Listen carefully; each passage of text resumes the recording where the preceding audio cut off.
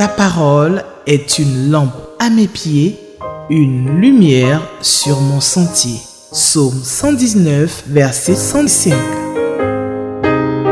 La méditation.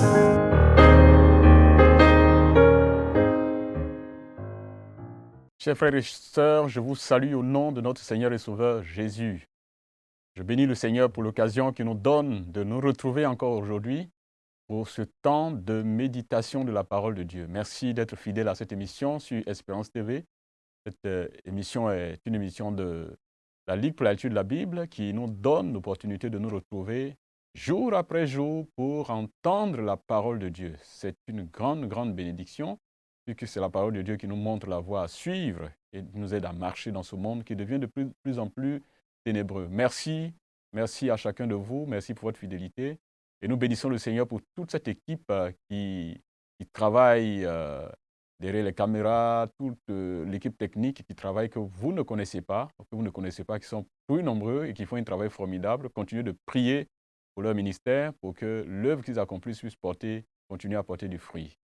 Merci encore une fois d'être là. Merci et que le Seigneur nous bénisse ensemble pour ce temps de méditation de la parole de Dieu. Nous allons prier pour confier notre méditation de ce jour entre les mains de notre Dieu. Que Dieu parle à nos cœurs, que le Seigneur nous fortifie, qu'il nous transforme. Prions le Seigneur. Père Céleste, nous te rendons toute la gloire. C'est avec beaucoup de joie, beaucoup de reconnaissance que nous nous retrouvons. Parce que tu nous as donné la santé. Ou même ceux qui ne se portent pas bien, Seigneur, tu leur donnes ta grâce pour qu'ils puissent vivre cette expérience et la supporter sous ta grâce et sous ton regard. Merci pour ton assistance quotidienne. Merci pour ce temps d'écoute, ce temps d'échange, ce temps de méditation. Nous te prions, Seigneur, de conduire ce moment et de parler à chacun de nos cœurs. Façonne-nous à ton image et glorifie ton nom, Seigneur, dans chaque étape de nos vies et dans chaque aspect de nos vies. Merci d'être là. Nous t'avons prié, Père, au nom de Jésus. Amen. Alors, chers frères et sœurs, nous allons donc continuer notre temps de méditation de la parole de notre Dieu, la sainte parole de notre Dieu.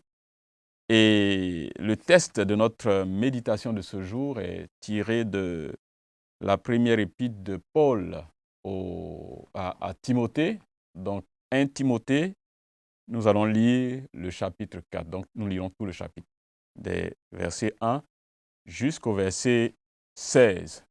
Donc, je vais faire la lecture dans la version Louis II. Vous prenez donc la version que vous avez et qui vous sied le mieux. Donc, je vais faire la lecture et nous suivons le texte ensemble. 1 Timothée, chapitre 4, à partir du verset 1. Mais l'Esprit dit expressément que dans les derniers temps,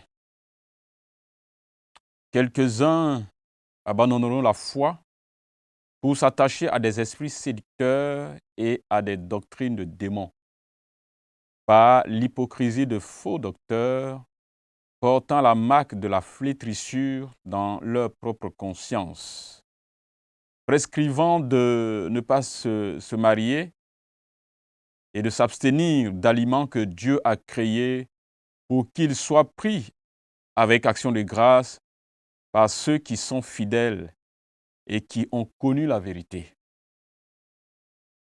Car tout ce que Dieu a créé est bon, et rien ne doit être rejeté, pourvu qu'on le prenne avec action de grâce. Parce que tout est sanctifié par la parole de Dieu et par la prière. Verset 6. En exposant ces choses aux frères, tu seras un bon ministre de Jésus-Christ, nourri des paroles de la foi et de la bonne doctrine que tu as exactement suivie. Repousse les contes profanes et absurdes. Exerce-toi la piété, car l'exercice corporel est utile à peu de choses, tandis que la piété est utile à tout, ayant la promesse de la vie présente et de celle qui est à venir. C'est là une parole certaine et entièrement digne d'être reçue. Nous travaillons en effet et nous combattons parce que nous mettons notre espérance dans le Dieu vivant, qui est le sauveur de tous les hommes, principalement des croyants. Déclare ces choses et enseigne-les. Que personne ne méprise ta jeunesse. Sois un modèle pour les fidèles, en parole, en conduite, en charité, en foi, en pureté. Jusqu'à ce que je vienne, applique-toi à la lecture, à l'exhortation, à l'enseignement. Ne néglige pas le don qui est en toi et qui t'a été donné par prophétie, avec l'imposition des mains de l'Assemblée des anciens. Occupe-toi de ces choses, donne-toi tout entier à elles, afin que tes progrès soient évidents pour tous. Veille sur toi-même et sur ton enseignement. Persévère dans ces choses, car en agissant ainsi, tu te sauveras toi-même et tu sauveras ceux qui t'écoutent. Amen. Jusqu'ici notre lecture. C'est un texte riche, un texte de grande bénédiction. Alors, nous avons ici le profil d'un serviteur de Dieu, le profil d'un vrai serviteur de Dieu. Et les profils, vous savez bien, sont toujours fonction de la mission à accomplir. C'est toujours dressé en fonction d'une circonstance et précisément d'une mission accomplie. Et c'est comme ça qu'on dresse toujours c'est comme les CV qu'on dresse pour aller chercher du boulot. Vous verrez que constamment on met à jour nos CV en fonction du poste à occuper, en fonction du défi à accomplir, en fonction du besoin de l'entreprise. Et vous verrez que le même poste que vous avez eu cette année, dans 2 ans, dans 3 ans, dans 5 ans, le profil qui est exigé pour le même poste va changer. Parce que le monde change, les défis changent, les réalités changent, les besoins ont changé. Et donc les profils sont toujours fonction de la mission à accomplir, c'est toujours fonction du contexte, des circonstances. Alors, nous avons ici, dans ce texte, le profil d'un serviteur de Dieu, le profil d'un bon serviteur de Dieu. Mais l'apôtre Paul qui donne cela, le fait d'abord en commençant par dresser les circonstances dans lesquelles un tel profil est nécessaire. L'apôtre Paul va donc commencer dans ce texte que nous avons lu dans la première partie de notre texte, dans les 5 premiers versets, il y a donc les circonstances qui exigent le profil qu'il va donner après. Quelles sont ces circonstances? C'est une circonstance de déclin de la foi. Donc, une circonstance d'apostasie, de déclin, de reniement de la foi ou de ce qui fait les fondements, ce qui fait le fondement de la foi. Et le verset 1 commence en disant « L'Esprit dit expressement que dans les derniers temps, quelques-uns abandonneront la foi. » La notion de dernier temps a été toujours présente dans la Bible. Et nous avons même dans l'Ancien Testament plusieurs fois où le Saint-Esprit interpelle le peuple par rapport à la dégradation générale de la foi envers Dieu. Les Juifs ont connu ça.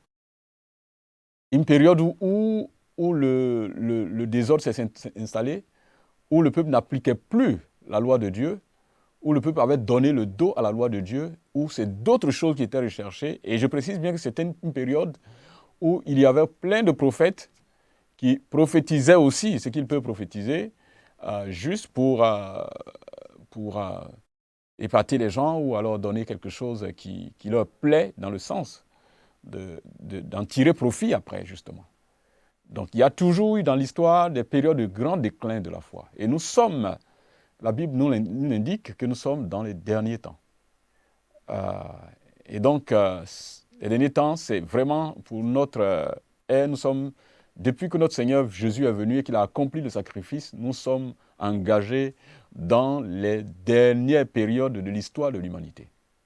Donc, Christ a accompli le plan du salut, il a accompli le sacrifice, le monde est dès lors engagé sur cette voie, donc des temps, des derniers temps. Donc, le compte à rebours a commencé dès cet instant.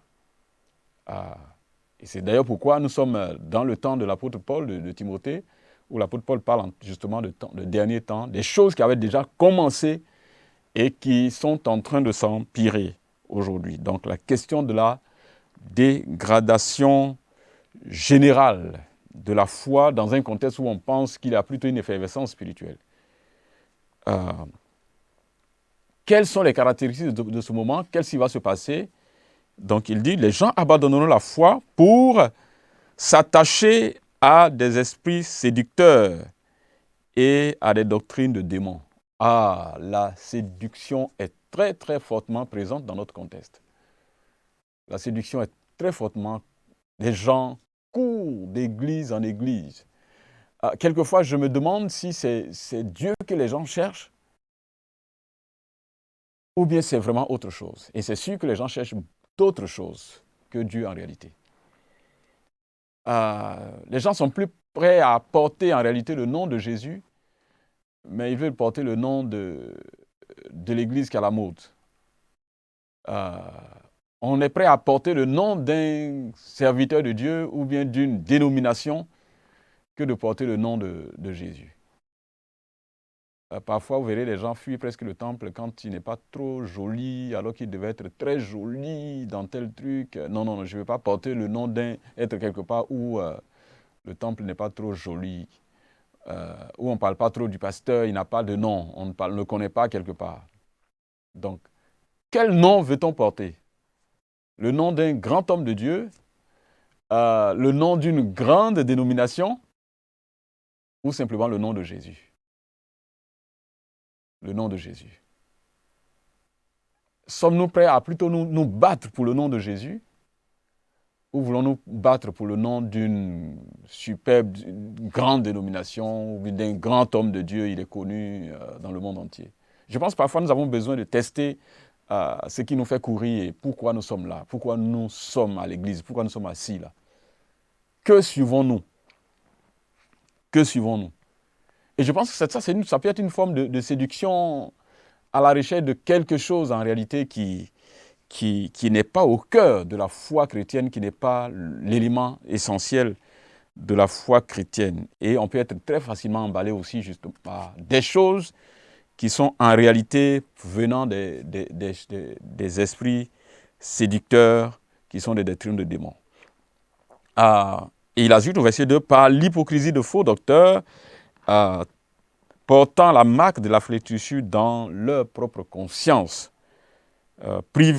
prescrivant de ne pas se marier. Il y a tellement de choses qui sont multipliées aujourd'hui, des pratiques, j'allais dire des lois. On a comme l'impression même qu'il y en a plus que ce que l'Ancien Testament nous dresse comme loi. Il faut pas dormir à telle heure, il faut se réveiller à 2 heures du matin, parce que c'est l'emploi du temps de Satan. Il circule à 3 heures du matin ou bien à 2 heures du matin ou à minuit, il faut se réveiller. Ça devient un principe. Il y a un verset biblique qui est un verset spécial que quand tu le lis, bien quand tu pries en t'appuyant sur ce verset, ça a plus d'impact que quoi que ce soit. Il y a une manière de prier qui a plus d'efficacité. Donc finalement, ce n'est pas le Dieu auquel on met notre confiance là qui donne l'efficacité, ou bien qui est efficace, qui agit, mais c'est la manière de prier, le nombre d'heures qu'on choisit, le nombre de jours. C'est quand on n'a plus tel nombre de jours que c'est plus efficace, quand on n'a plus 7 jours, 21 jours, et le niveau de sécheresse même du jeûne détermine aussi l'efficacité du jeûne. Vous voyez, il y a toutes ces questions-là. Il y a toutes ces questions qui sont devenues de nouvelles prescriptions qu'on doit faire. Il faut donner de l'argent pour faire ceci. Finalement, ça devient une série de prescriptions de choses qui sont venues supplanter l'Évangile. Qui sont venues supplanter l'Évangile et qui sont devenues de nouvelles règles auxquelles les gens obéissent. Il ne faut pas se marier, il ne faut pas manger tel aliment, il ne faut pas aller ici, il ne faut pas dormir ici, il faut ainsi de suite. Et les gens sont surchargés de nouvelles prescriptions qui les mettent sous un nouveau joug en réalité. Qui les met à nouveau sous des jougs dont le Seigneur les a délivrés. Des prescriptions sur des prescriptions. Et qui n'ont parfois rien à voir avec un truc, mais c'est décidé, c'est révélé un bon matin, et puis bon, les gens vivent en fonction de ça. Donc, le test nous montre déjà que dans les derniers temps, il y aura tellement de choses de ce genre. Tellement de choses de ce genre. Des prescriptions sur des prescriptions, des lois sur des lois. Des doctrines sur des doctrines qui sont là et qui supplantent la parole de Dieu ou qui enlèvent même aux chrétiens toute la liberté que le Seigneur leur a donnée.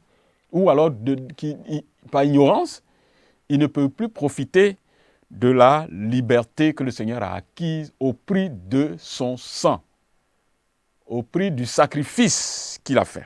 C'est comme si le sacrifice de Jésus devient presque inefficace et que c'est ces prescriptions que nous devons suivre qui sont finalement plus efficaces.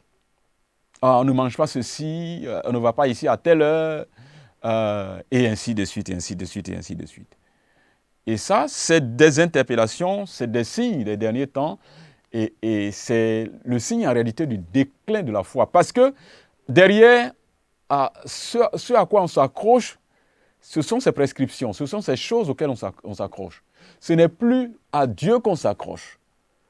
C'est ces prescriptions, c'est ces choses qui naissent chaque jour et qui sortent et qui viennent par révélation.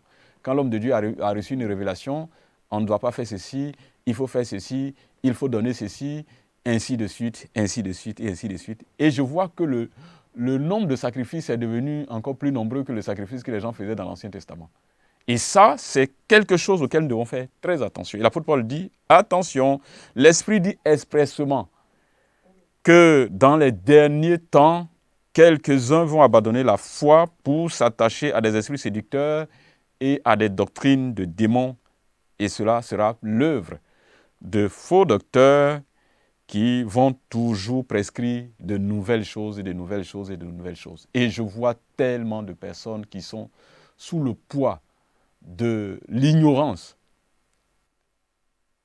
Et les gens sont manipulés justement de cette façon. Et l'apôtre Paul dit à Timothée, voici ce qui va se passer dans cette période-là. Donc, maintenant qu'il a décrit les circonstances de l'exercice de l'œuvre, par l'exercice du ministère par Timothée, il va lui donner ces quelques directives qui sont comme une sorte de description de profil d'un bon serviteur de Dieu. Et je pense que c'est pour nous tous.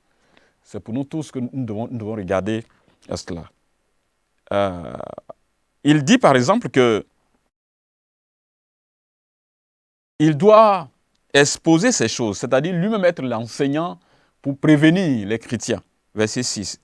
En exposant ces choses, tu seras un bon ministre de Christ, nourri de la foi et de la bonne doctrine.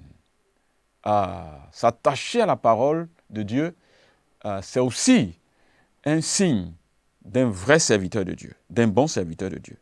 Repousser les contes profanes, ça suppose que nous avons la capacité, à partir de la parole de Dieu, de détecter ce qui est faux et ce qui est vrai. C'est la parole de Dieu qui donne l'opportunité à chacun de nous de savoir ce qui est faux et ce qui est vrai. La parole de Dieu donne le discernement. Et c'est en cela que ce temps que nous prenons pour nous asseoir, lire et méditer la parole de Dieu est un moment très, très, très précieux qui façonne notre esprit, la connaissance de Dieu et qui renforce notre sagesse et notre discernement pour être en mesure de détecter ce qui est vrai et ce qui est faux, de nous éloigner de ce qui est profane, des choses absurdes. En le faisant, il ajoute en disant que Timothée doit s'exercer à la piété, à mettre un point d'orgue sur le développement de sa relation avec Dieu. Un bon serviteur a le souci de développer sa relation personnelle avec Dieu. Parfois, quand nous disons « je suis pasteur, je suis missionnaire, je suis serviteur de Dieu », ainsi de suite, quelquefois, on a comme l'impression que nous sommes au-dessus des principes élémentaires de la foi que Dieu a inscrits dans sa parole. Nous sommes tous, qui que nous soyons, quel que soit le niveau de responsabilité dans la vie de l'Église, nous restons d'abord enfants de Dieu et qui doit apprendre à marcher conformément au b.a.-ba de la foi chrétienne. Et c'est exercer la piété.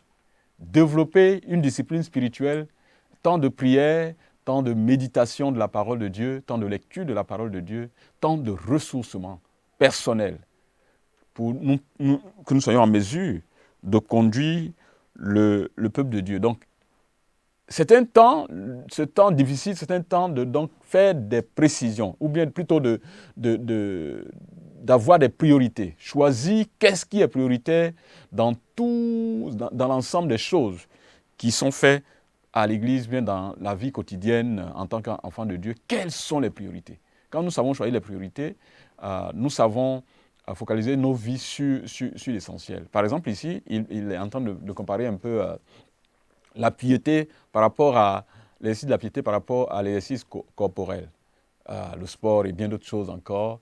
Il n'est pas en train de dire qu'un serviteur de Dieu ou un enfant de Dieu ne doit pas faire du sport. Non, non, non. Mais en termes de priorité, en termes de gain, le développement de notre relation personnelle avec Dieu est plus important que toutes ces questions. Il y a plein de gens qui ont, dans leur programme, le programme est rempli de beaucoup de choses. Beaucoup de choses. Tant de détente ici, tant de ceci ou cela. Mais tous ces temps ont pratiquement étouffé le temps de leur relation, le temps de s'asseoir et d'écouter leur Dieu. Des gens banalisent, par exemple, le temps de méditation de la parole de Dieu dans leur journée. Parce qu'il y a quelque chose qui est plus important que le temps de s'asseoir et de méditer la parole de Dieu.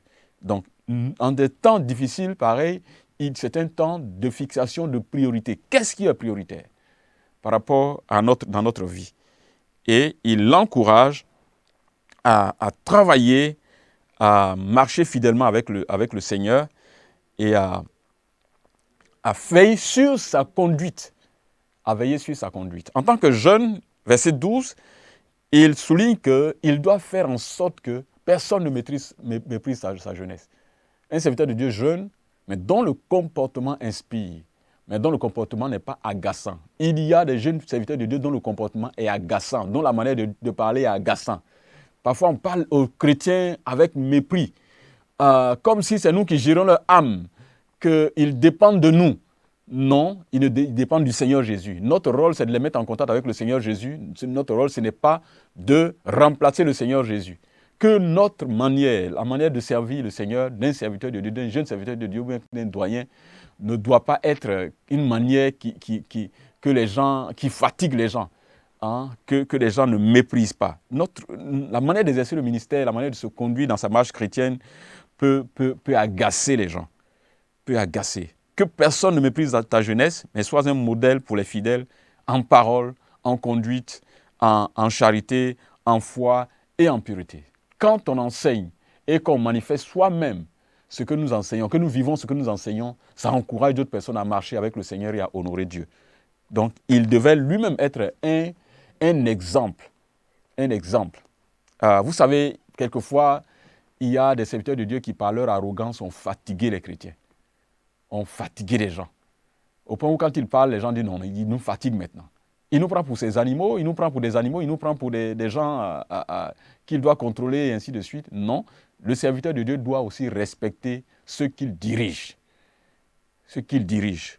Pour que les gens soient heureux de le suivre et de servir leur leur Dieu. Il doit, verset 13, il dit qu'il doit aussi s'appliquer à la lecture de la parole de Dieu. Il doit s'appliquer à l'enseignement, il doit s'appliquer à l'exhortation, ainsi de suite.